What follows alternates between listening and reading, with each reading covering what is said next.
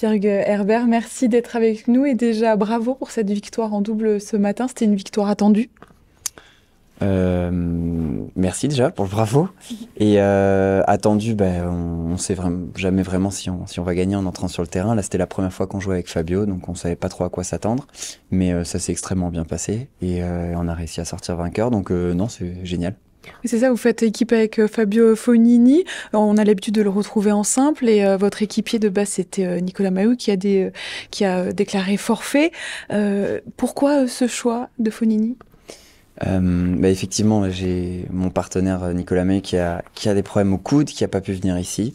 Et en fait, ça s'est fait vraiment au dernier moment. C'est les organisateurs qui nous ont proposé de jouer ensemble, je pense, 2 minutes avant la fin du sign-in.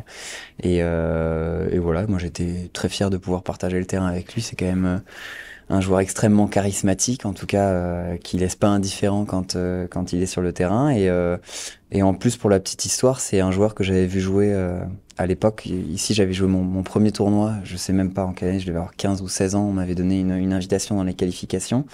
Et je l'avais vu jouer à ce moment-là pour la première fois dans les qualifications. Je l'avais découvert à ce moment-là. Donc voilà, c'était un petit clin d'œil aussi au tournoi et à notre histoire. Votre prochain adversaire, c'est l'Australien Alex de Minaur. Comment est-ce que vous prenez ce match-là? Est-ce que c'est plus comme un match bonus ou avec les crocs pour passer ce tour face au meilleur joueur du tournoi?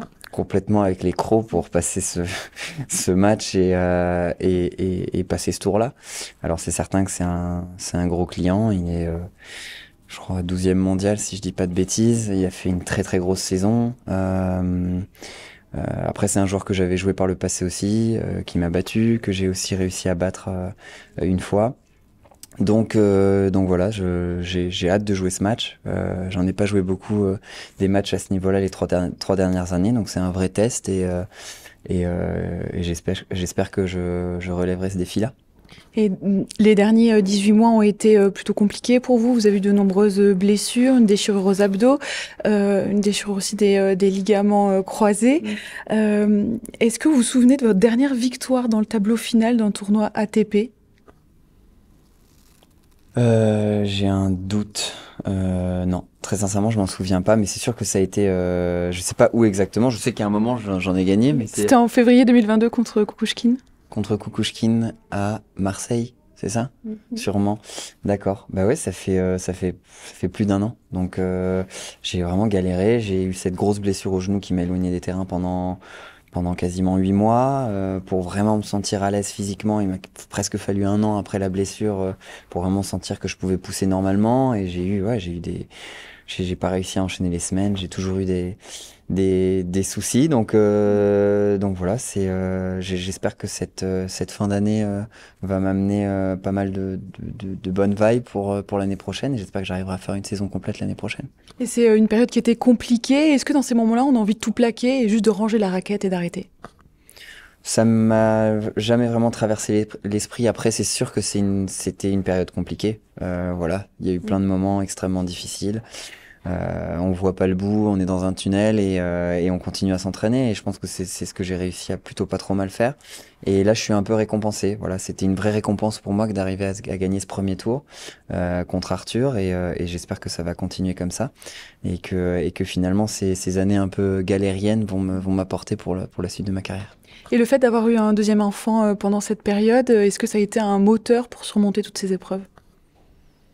Un moteur, je dirais pas parce que c'est une adaptation, je trouve. Déjà, c'est sûr que le timing, j'ai eu des années un peu difficiles avec l'arrivée déjà du premier. Je trouve que en tout cas, moi, j'ai vécu la parentalité comme quelque chose de très particulier où il faut, voilà, retrouver son équilibre un petit peu, que ce soit dans le couple. On est à trois, c'est plus la même chose. Et arriver à trouver sa place en tant que père, c'est vraiment quelque chose qui a pas été évident pour moi. Et on va dire que le deuxième, en tout cas, ce qui est sûr, c'est que j'étais un peu plus armé pour l'accueillir. Et aujourd'hui, oui, je pense que c'est un moteur, mais en même temps, on va dire la vie de joueur de tennis, c'est pas forcément la plus facile quand on veut avoir une vie de famille. Donc on fait le maximum. J'ai la chance d'avoir ma femme qui tient la baraque à la maison et qui me permet aujourd'hui de faire ce métier-là. Et on est embarqué un peu dans cette aventure et j'espère que bah voilà, j'espère qu'on aura des résultats sympas et qu'on pourra partager un peu des belles émotions tous ensemble. Femme que vous avez rencontrée À Metz, qui était lors de... lors du Moselle Open, parce qu'elle était hôtesse au départ. Ouais, c'est un peu cliché, mais bon, c'est ce qui s'est passé. Du coup, ce tournoi, il a quand même une forte symbolique pour vous. Ah bah complètement. Déjà, comme je l'ai dit avant, le premier tournoi ATP que j'ai joué en qualification. C'est là que j'ai rencontré ma femme. C'est à 1 heure et demie de ma ville natale. Maintenant, bah, voilà, je suis en partie messin, quoi, en m'étant marié avec une Messine. J'ai de la famille, j'ai de la famille dans le coin, et forcément, j'ai des attaches ici. Ouais. Et on va parler de la saison prochaine maintenant. Comment est-ce que vous la percevez, cette saison, notamment en double, sachant que votre partenaire Nicolas Mahut, il a décidé de jouer avec quelqu'un d'autre? Oui, bah, c'est sûr que ça a été un gros choix à faire sur cette fin de saison et sur quels objectifs je me fixe. Forcément, les JO à Paris, on a tous envie de les jouer, c'est certain. Moi, j'ai envie de les jouer également. Cela dit, pour m'épanouir, en tout cas, j'avais pas l'intention de laisser de côté ma carrière de simple à 32 ans. Ça a jamais été quelque chose que j'avais envie de faire. Et donc, il fallait que mon classement de simple remonte assez rapidement pour que je puisse m'épanouir sur le circuit et jouer simple et double et finalement essayer d'aller chercher cette qualif avec Nicolas, qui lui ne fait plus que du double. Donc, il y a eu voilà, différents objectifs qui faisaient que finalement, bah, c'était un peu galère. Cette année, on n'a pas vraiment réussi à jouer entre mes blessures.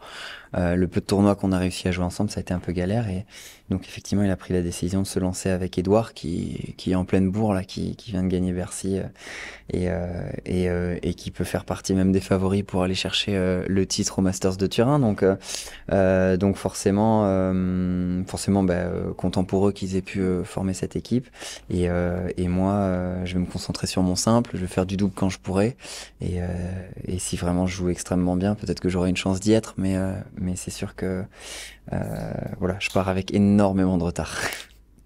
Mais on y croit. Et enfin, dernière question au sujet du capitaine de la Coupe Davis. Quel serait le favori selon vous? Donc il y a déjà une petite liste de noms, Wilfried Tsonga, Bartoli. Très sincèrement, là, c'est une question qu'il faut pas me poser à moi parce que, en tout cas, on m'a pas appelé pour décider. Ce qui est sûr, c'est qu'on a la chance d'avoir beaucoup de prétendants. Voilà, bah, j'ai croisé Joe ici. C'est sûr qu'il ferait un magnifique capitaine de Coupe Davis, vu la carrière qu'il a eue. Mais voilà, on a beaucoup de prétendants, des joueurs qui peuvent apporter. Maintenant, je crois que ça va être à la Fédération française de tennis de prendre sa décision à ce niveau-là. Et qu'est-ce qu'on peut vous souhaiter pour la suite là? Bah, de rester en forme. Mm. D'aller là pour la suite à court terme, d'aller titiller Alex de Minaur et éventuellement de le faire partir en vacances assez incessamment sous peu, quoi. Ouais, parfait. On reste là-dessus. Merci beaucoup. Merci.